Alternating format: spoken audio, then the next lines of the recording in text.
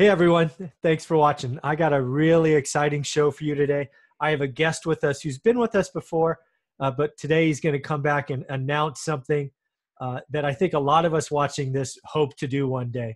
So I won't steal his thunder. I'll let him share it with us. But let's welcome Bobby Sharma to the show. How you doing this morning, Bobby? Hey, good afternoon, Mike. First of all, thank you for, I always enjoy our little interactions, our little events. And so, yeah, I'm first of all, I'm really proud of what you've done. And, you inspired me. I read the book and I'm like, all right, this is doable. So just like yourself, I started acquiring some rental properties.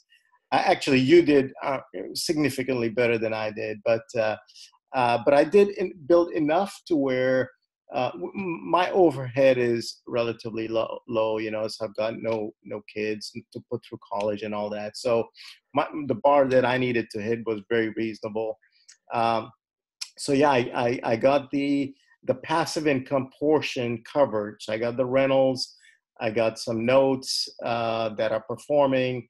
But mainly, just the doors that we all talk about started to work out for me. And yeah, so I was able to, for 3 consecutive years, my passive income exceeded my W-2. So it wasn't just like one year that I thought maybe one year was just maybe a A lucky fluke, yeah. break. So, March 17th of this year, I turned 55. And on March 18th, I had decided that when I turn 55, I will no longer work. So March 18th, I gave my management a heads up. And so, yeah, I'm done with the corporate life. Nice.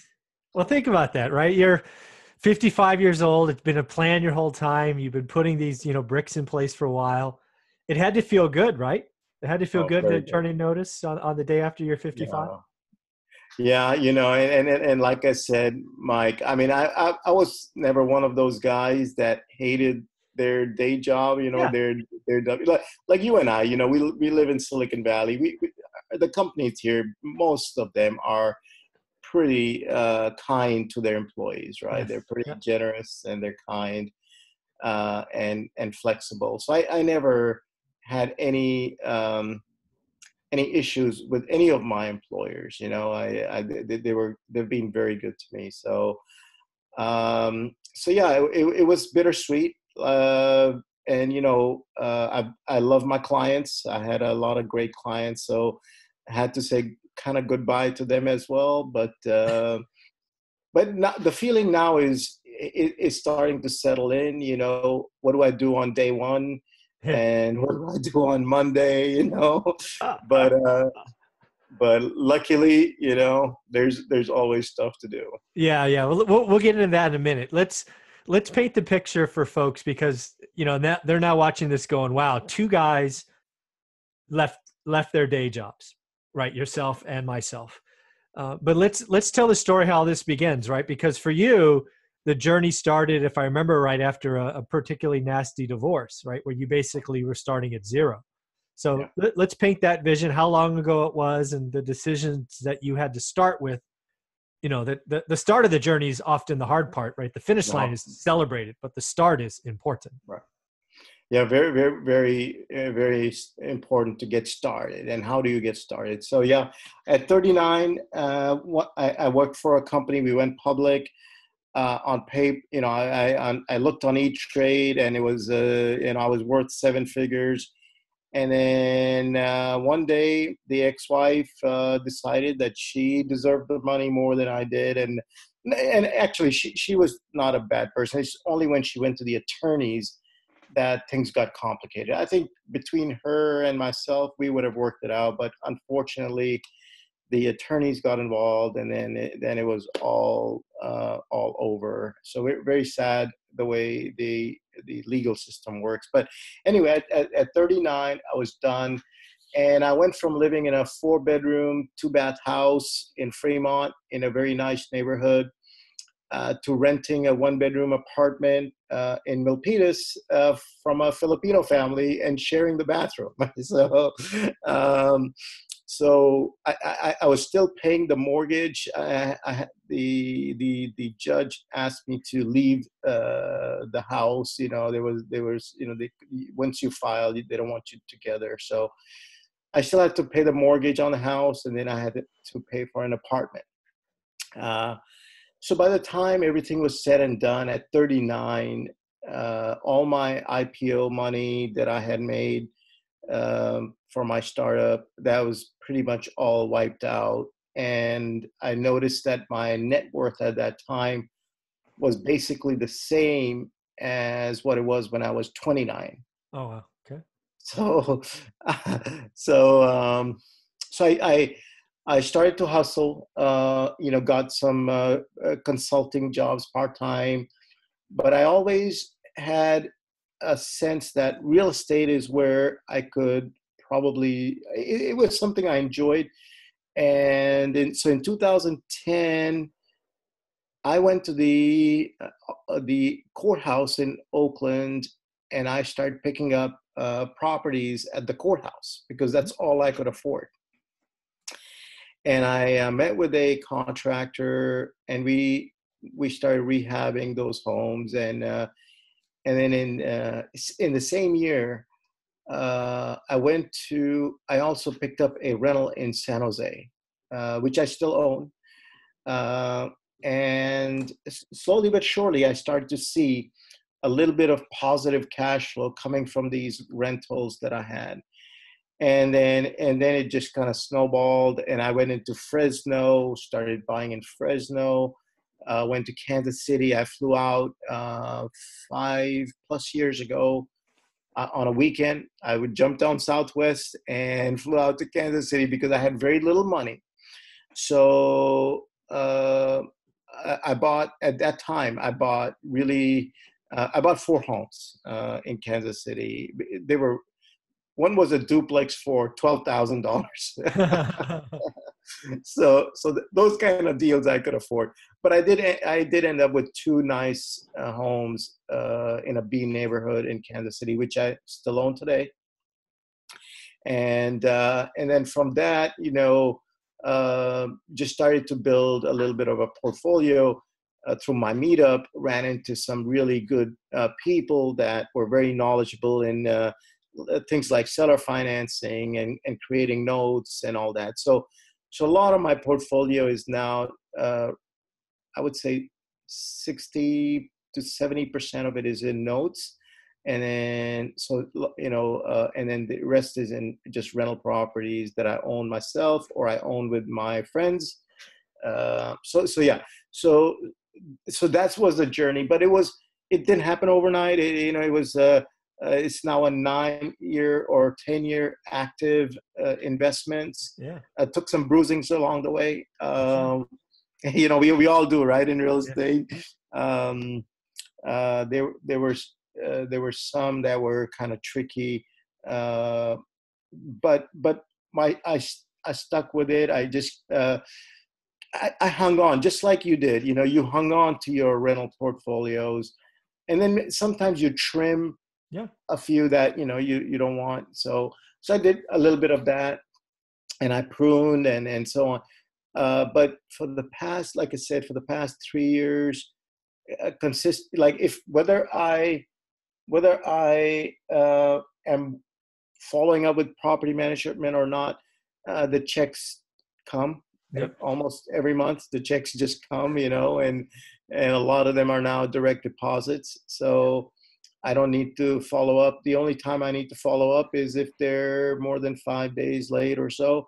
Then you connect with them or connect with the property manager. Yep. But that's what happened, Mike. That's how very similar to you, but not at quite the scale as what you have achieved, but similar. Similar. Well, it's everybody's journey is different, right? And again, right, it's important for people to hear this, right?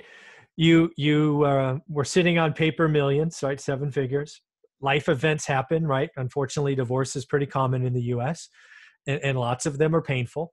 it'll reset you to zero, both the husband or the wife, right? Yep. It's both sides of the Yes. equation Yes. are Yes. bruised.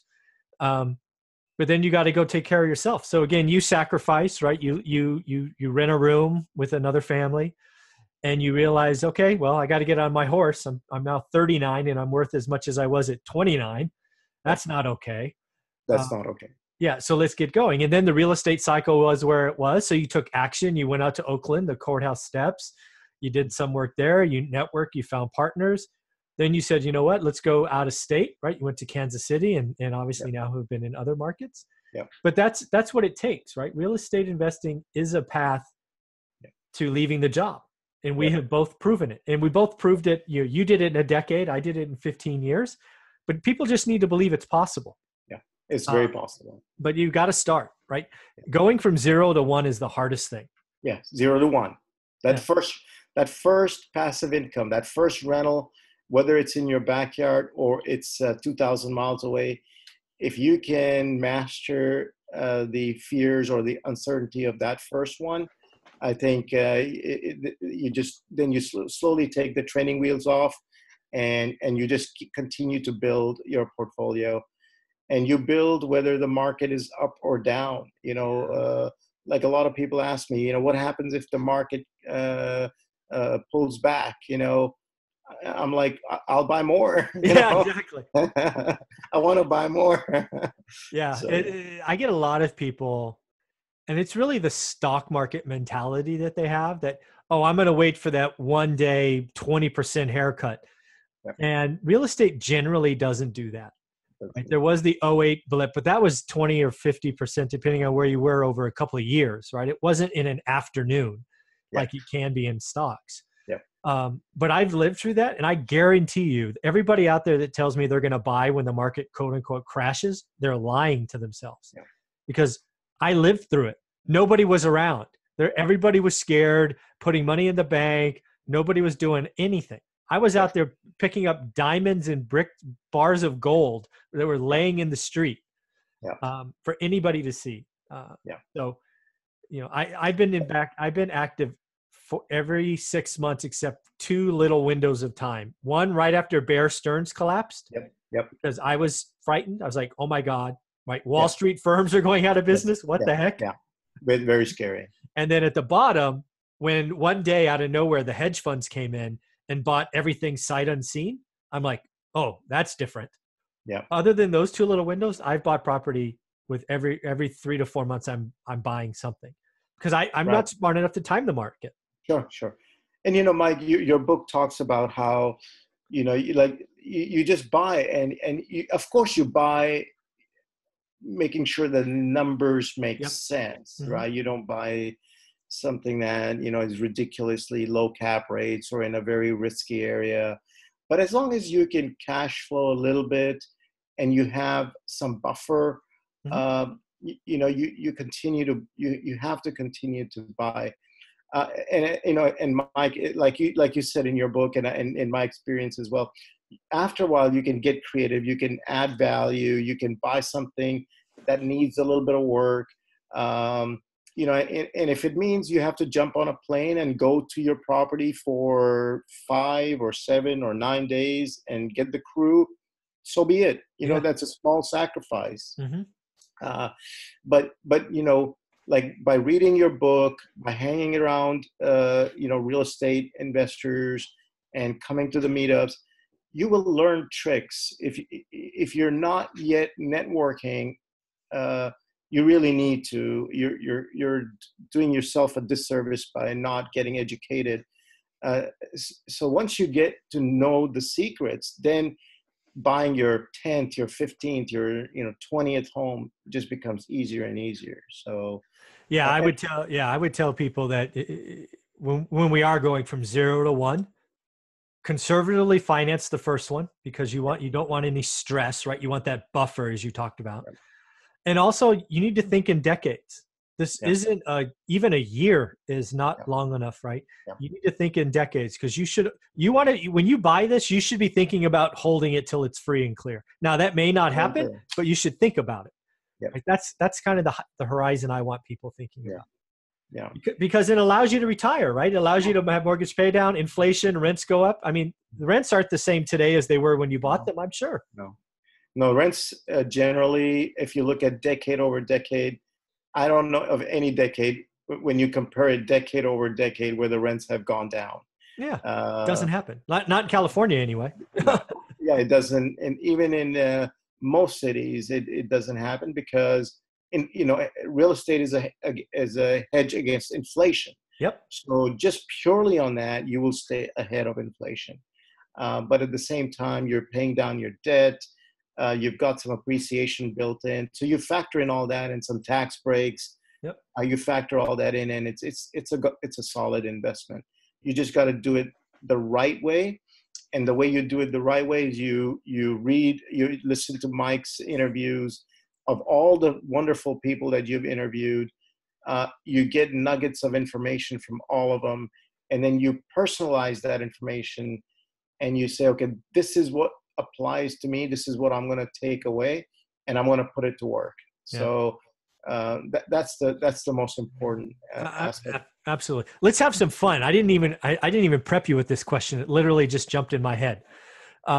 Let's go back to Bobby at 29, right? So I'm not sure let's pretend like the marriage never happened. Let's just wipe it off. Whoop, didn't happen. Bobby's single at 29.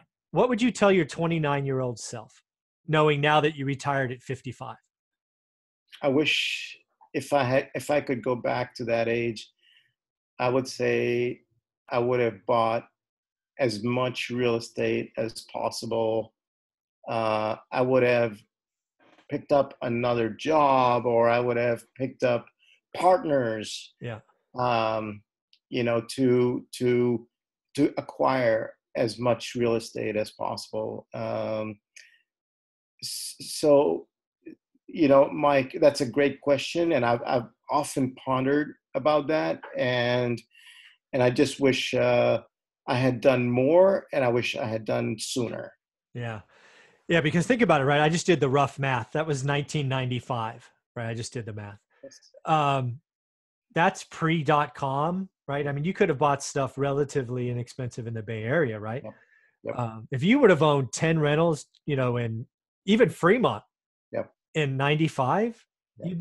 you could be worth $20 million now, depending on where they were. It's crazy. Easily.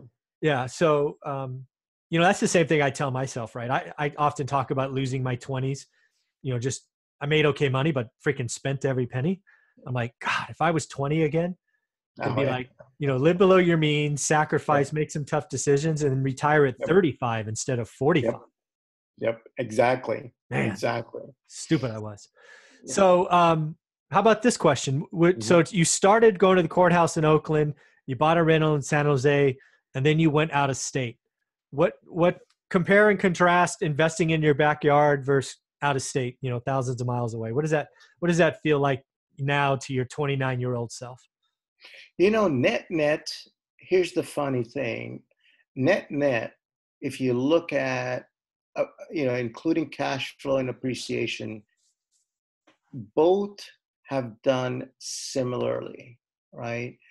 Yes, we have great appreciation here, and over time, that really seems to kind of stick in our minds. But the cash flow is very small, right? Yes. Even when I started out in San Jose and in Oakland, the cash flow was really, really tiny. But when I went to Kansas City, I bought a house for 61. I put 20 into it, so 81. And even at that point, it was rented for $875. Yeah. And then I refinanced it. I got it appraised at about 105, and I pulled all of my investment out. And then I owned it free and clear, and it cash flows really well. So in hindsight, I could have built the portfolio in either place. The only advantage that you'd have to owning it in California, or let's say in our backyard in the Bay Area, would be that you can maybe property manage it yourself. That was the only advantage. Yeah. But I have B properties in the Midwest, and I've never stepped into them. I've never been inside any of them. Yeah.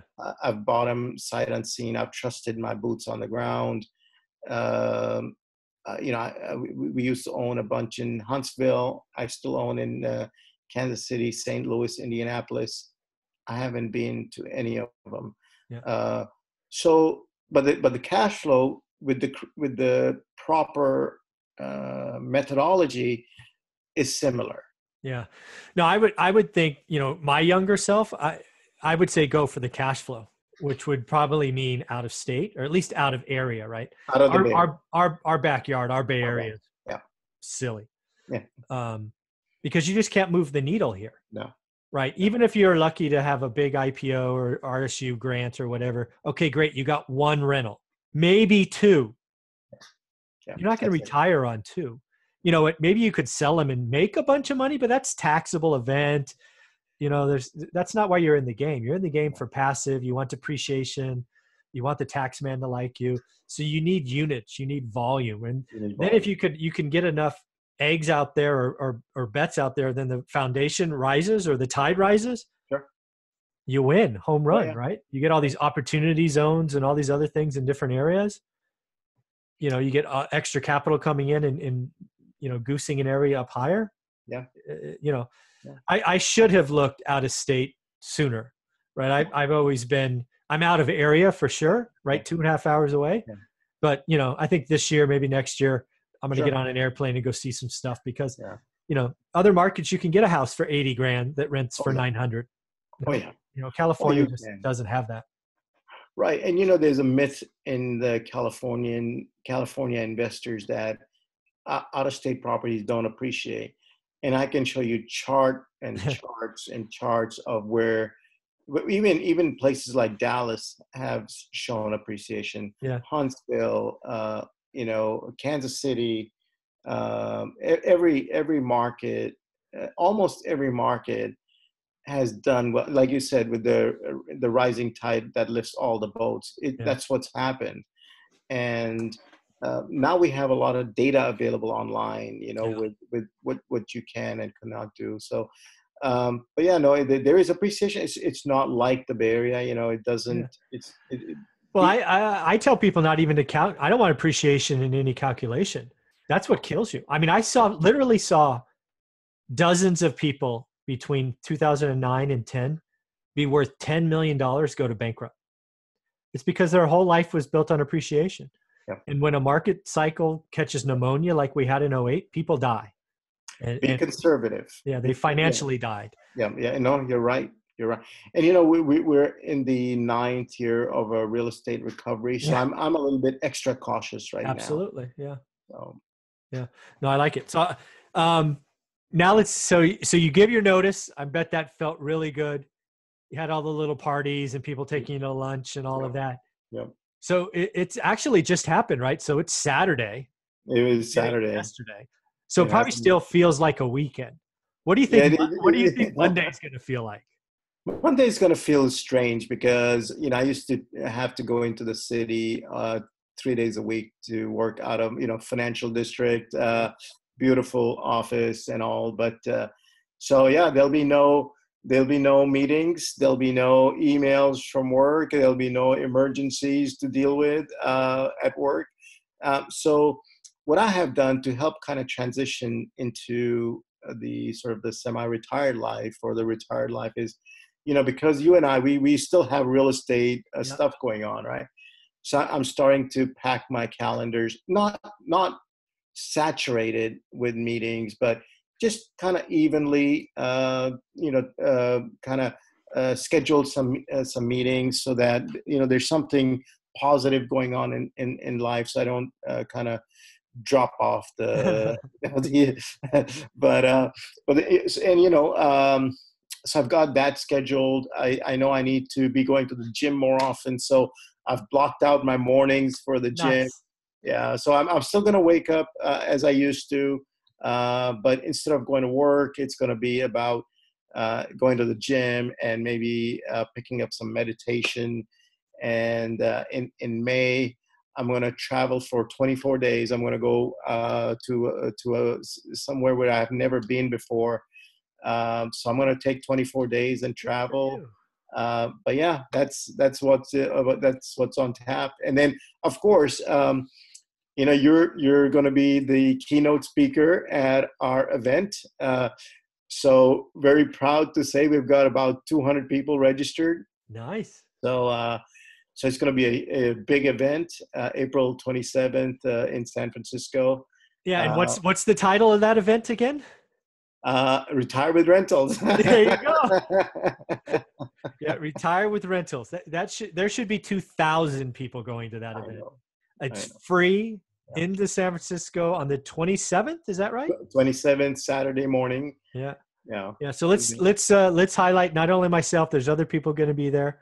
Why don't you give them a little plug? Yeah, absolutely. So Mike, just like to me, the purchase and the sale of a house is probably the easiest component. Like buying a house now, I can do it in my sleep. Like as long as somebody sends me the numbers and the pictures, I can buy a house without any issues.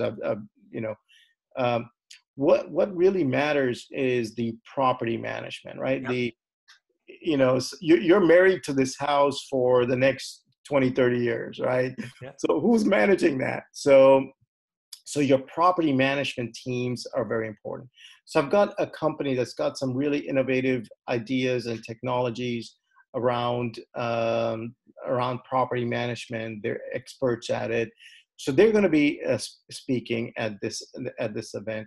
And then, of course, I've got Tom Staub, who's my partner in Better Turnkey. And he himself is a very young, kind of got the juice. He got the juice about a year and a half ago. Yeah, he's not 55. He's not 55, but he's going to retire a lot sooner than I will. But he's also helping out with the content and so on. Plus, we have partners from out of state that are providing turnkey properties to our investors. So they're flying in. One gentleman has done 3,800 rehabs in his life, in his career. He's got a big team, a nice family-run operation. So he's going to be speaking. So the quality of the presenters is tremendous. And just if you can come and just hear them out and pick up the gems of information that you can relate to, and the networking is going to be amazing.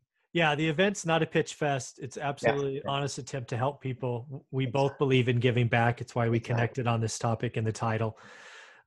My whole life now is about creating belief and confidence that yes, you can retire on rentals. Yeah. Your financial future can certainly improve with rental properties. So that's really the message that I put out there every day.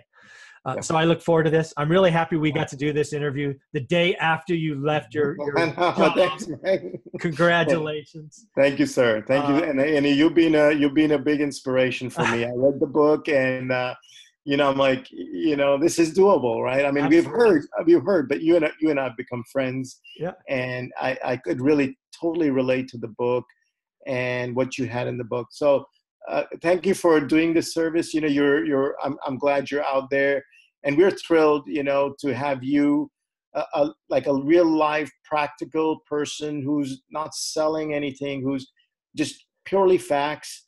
And what you have been able to achieve in your young career, so thrilled to have you at the event. It's going to be a blast. Well, thank you very much for this. This has been a lot of fun, and again, congratulations on leaving your job. Thank you, Mom. Thank you. All right, I'll see you soon. Yep.